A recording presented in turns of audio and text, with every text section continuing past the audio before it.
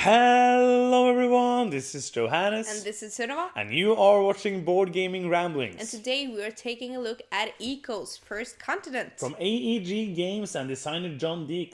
This game plays from 2 to 6 players in about 45 to 75 minutes. And if you haven't subscribed to our channel, I suggest that you do that now. It's free. So in Eco's First Continent, you are building the first continent. And you are doing this by bingo. Because that's how you build a continent. Yeah. So this game is heavily influenced by Augustus, Rise of Augustus, I think it's called. We haven't played that game, No, we haven't. so we can't compare them in this video. But I spoke to John and he said that it was like that core mechanism of that bingo thing that he had in this was taken from that and made to more of a gamer's game. Yeah. Because that is kind of like a gateway game. This is maybe a step up from that. So Augustus is less game than this? Yes, it's okay. a lighter game. Yep. So in the game, you have cards in front of you and some cards in your hand, and those are different symbols on them, like the numbers in bingo. And one player is going to be, I think it's called the Harbinger or the Harvester. I don't remember. And they're going to The draw... token drawer. Yeah, something. Called something. No, some of you hate that we don't know the Some things. theme thing. Called the thingy thing. So they're drawing... It doesn't really matter about the game. The thingy guy? Yeah, the thingy guy. Let's call him Yes. that. He's going to draw pieces out of a cloth bag.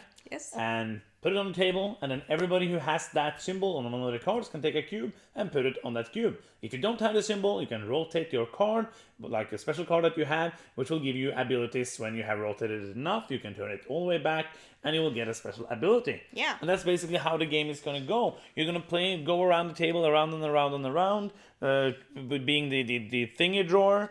I like that. Because when you draw a joker tile, then the round is over, and if somebody has 60 or 80 points, depending on how long game you're playing, you're going to end the game. And then if you don't know nobody have 60 or 80 points, you're going to send it to the next player, which is going to start to draw from the bag, and that's basically the game. Yeah. So in the game, you are placing tiles, you're placing animals, trees, mountains, to basically do different scorings. Yes. So that's the point of the game, place stuff on the board to do scorings. Yeah, and so, when you put your resources cubes on your cards, you rotate them, and some of them last 4 rotations, some of them last 1. I think that's cool. Yeah, like different, So when you're done, when you're activating the card, you can activate it more times. That's true. So the rulebook. The rulebook is good. I can't really say anything negative about it. It's like a lot of empty space with pictures. I like pictures because it's usually a good way to show how the game works. It is about 11 pages, but it's mostly air. Like there's a lot of air in this rulebook. So it's a huge rulebook for so little rules. Yeah, but I think it's better to have more space and to cram it all together to be harder to read. So this is absolutely a good rulebook. Explains what you need to know. Explains all the different keywords that are on the cards, which you will need to understand.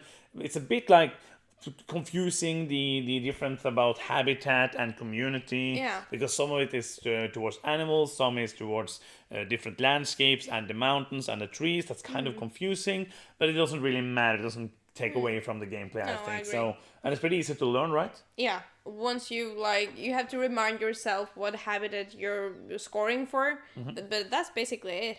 Okay, I think the artwork in this game is okay. Yeah. There's really not too much artwork. There is the artwork on the animal tiles, which is really nice. Yeah, that's nice. But It that's looks like basically animals. it. Yeah, because the cards are just text and some symbols around the edges and the colors. Yeah. So it's not too much artwork in the game. It's the tiles and the animals. The tiles are like all the same. It's some color depending on if it's blue or green and some like generic landscape. Yeah, but I think it's better because it's easy to see. Yeah. It's easy to just look at the board. If you talk a lot of stuff on the board, it's easier to see that. Yeah. I also love the little detail that the water is thinner than the others. Oh, so it's so you get I haven't noticed. a small 3D thing, so then you didn't notice, but I noticed that pretty much because That's it's cool. half the thickness. So you kind of get like the water is a bit more down and the landscape is over it. That's nice. I also really like the mountains and the tree it figures. looks really nice on the board, I have to say that. The mountains and the trees and the little continent that you're building, it looks really nice. It's a game that when somebody walks past, they'll be like, oh, this looks interesting. Yeah. Also, I have to say that I love these. These are token holders. Animal houses. So you have these little... This is a token holder, and these are some of the animals, and you have another one nice. for the other animals. which is really nice. This is pretty cool. This is something I again wish that more people do. This was in cardboard. You had to put it together. I like that. So that's a huge plus. Yeah, it makes setup so much easier. One thing I don't like is with the artwork and the components and how they work in the play is the rotating of the cards. Yeah. Because you end up like, it gets a bit chaotic when you have like 8-9 cards in front of you. Some are right way, some you have to read from the upside down, some you have to read from the side. I think it's kind of getting a bit confusing when you have a lot of cards. Yeah. You didn't mind No, this? I didn't mind that at all. Oh, it wasn't a problem for me personally, but I didn't really like how it looked. I understand that it was a really simple way of doing it, to see the activations, how many times you could do it, but it's kind of like fiddly. Some cards are this way, some cards are this way. Didn't really like that, but it was a good way. I've seen people saying that they will use dice instead, like D6s to put on the cards, Yeah, and use those. that's possible. But then you had to have like 200 D6s in the That's a game, lot and that of would be D6s. a really expensive game for that. Yeah. So playtime player count, we have played this with 4 and 5 players. Yes. Haven't played 2 and 3, we played 4 and 5. And it took, the first time we played 1.5 hours with 4. That's a long time. Yeah, we already spoke about this in our vlog from Essen, so that's like the first impressions of the game. Yeah. And that was a way too long game. Yeah, it's way too long for playing bingo. We played that with 80 points, which I would never do if I want to play with 4 players again. Yeah. So maybe 2 and 3 is good for 80 points, but when we played 4 then at 80, and that was super long. And then we played 5 players with 60, which took an hour, Yeah. which is a better amount of time for this game. Absolutely. So I think the full game, which is 80 points, just too long. Yeah. Like for me, the first time I played, I had fun the first hour. And then you know that feeling when you like a game and you enjoy it, and then suddenly it's not fun anymore. I get that feeling a lot, like with games that are too long. I like the game a lot, like this can be a super good game, and it's like, it would have been good if it was done now. But now it's just dragging. Yeah. And I felt that was a problem with playing with 80. So if you want to play this 4 and 5, I think play with 60 every time. Yeah, I think so. I see why you would want to play with 80, because then you can like set up for some really Yes. powerful combos. But sometimes you could do that at 60 as well, and sometimes even when you're playing to 80, you don't get to do those combos. So I think that's more of like how your gameplay went for that round of playing. Replayability, I think, is pretty good. Yeah. I think because you have a lot of different cards. You have the starter decks, you can draft the cards in the beginning, and there's big piles of cards, both like the easy cards and the harder cards, which give you more scoring and more points. So that is going to change a lot how you do it. I think that is which makes the replayability higher. Yeah, and for me, it's just like I'm not super stoked about the game. I feel like I'm placing something. Either it's an animal, or it's a tile, or it's a tree or a mountain. I don't see much replayability in that. Because, okay, you do lots of variations of that, and sometimes you get like a predator that eats everything, and you're trying to, it feels kind of different, but you're basically trying to play something and get points. Yeah, I feel like. Yeah, I understand that, but I think like you will. I think if you like the game, you will also feel that the replayability is high because, if you enjoy playing the game, you're like, oh no, I got to play this animal which does something different than the other animal, and you will get that difference, which will make it more replayable. I agree. So you have basically like alert to your feelings about the game. So did you like this game? Nah. I don't know. I had higher expectations, and I'm not saying that this should be a heavy game. This could be a really light game, like it is now. But I feel like I'm playing bingo, and you talked about this because you disagreed with me the first time. Because I felt like I was just waiting for some symbols, and sometimes they don't show up because like you put all the tiles back in the bag. When somebody draws joker tile, you put them back, and it's the next player's turn. So you could wait a long time for your specific pieces. And then you said, but you could turn like the special tile that gives you some bonuses around every time you can't or won't play something. Yeah. And you can do that, but I feel like I don't think turning that thing is fun. That's not fun.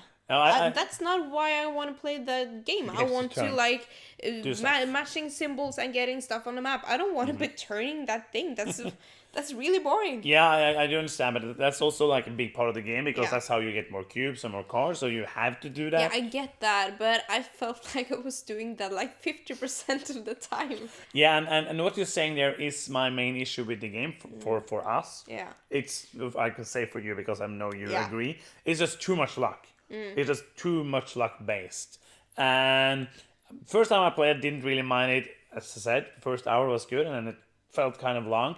But for me, I do agree with most of what you're saying. I do think there's more than just playing bingo because you can get cards, you can transform the resources so that you have the probability because you know how many cards are, how many. Of course, symbols. You can draw the 4 of the one kind and not the one of 10, but it won't happen. Like in a game that won't really happen. And so if you play a lot of cards with the rare symbols, it will be harder. So you can do a lot of planning, not a lot, but you can do the probability planning you can do. Yeah. Which turned this from being bingo into something more because there is stuff you can think about and stuff you can plan and stuff you can do that. But of course you can end up in a situation where it doesn't get drawn because that happens because it's luck and you have to know that going into the game. Yeah. And that doesn't mean that I liked it because I thought it was too luck based for me.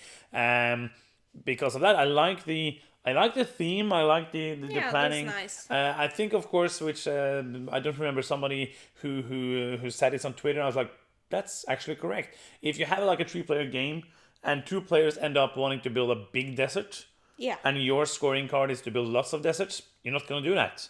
And you don't know that in the beginning, so you have to spend more time drawing cards and changing your strategy. So we're coming back to the same problem that I have with Terraforming Mars and another game that we talked about lately, and I don't remember that. There is stuff you can do. There is fun stuff, but the problem, tapestry. It was tapestry. Yeah. You can end up always getting what you need, or not getting what you need, and have to change your strategy and change what you want to do, draw more cards and do other stuff. And if you end up doing that, you won't win. So it ends up, you can, people say like, oh, but you can just change the strategy. You can do that, but then it's probably going to be too late if you always get what you need. And that is my biggest problem with these kind of games, which are really luck based. It's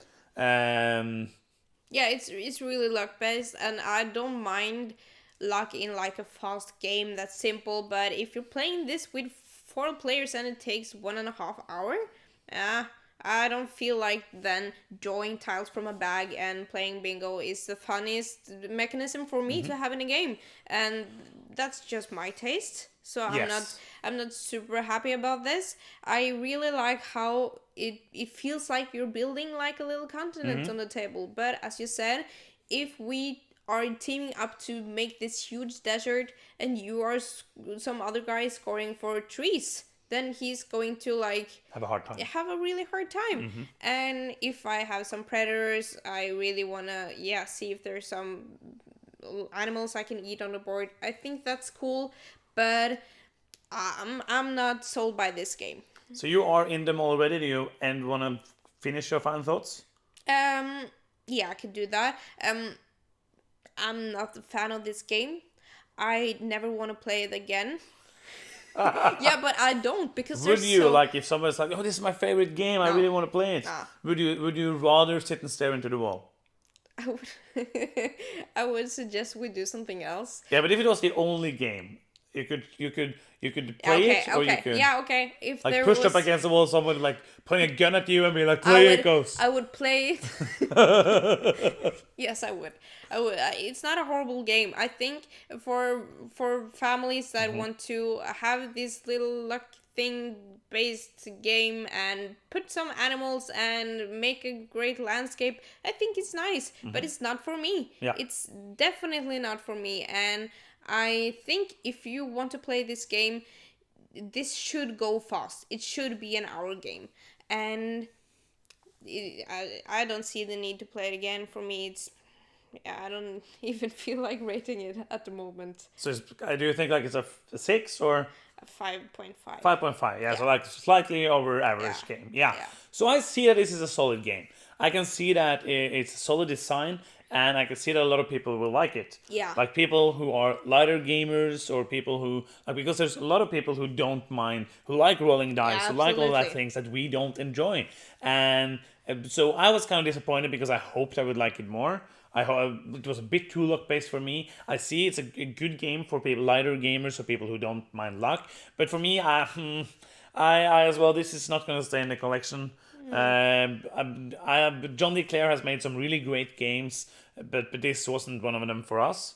No, it's just not our type of game, Yeah. and that's our honest opinion. I think you said it much more nice than me. No, but I agree with most of what you said. I just want to say, like, if you Yeah, enjoy those things, absolutely. you might enjoy it. So Yeah. even though we didn't like it, and I personally didn't like it, but that doesn't mean that I know a lot of people who did like it a lot, and that's awesome. I mean, not all games are for everybody, and that's just how it is. Yeah. So I'm gonna give it a 6. I think it's a bit better than average, but not an amazing game, an okay game. I probably wouldn't want to play it again if I wasn't pushed against the wall or something like that. Yeah. So yeah, that's the end of the review. Yep. Thank you so much for watching. I'm Johannes. And I'm Sunwa. And you've been watching Board Gaming Ramblings, and bye bye.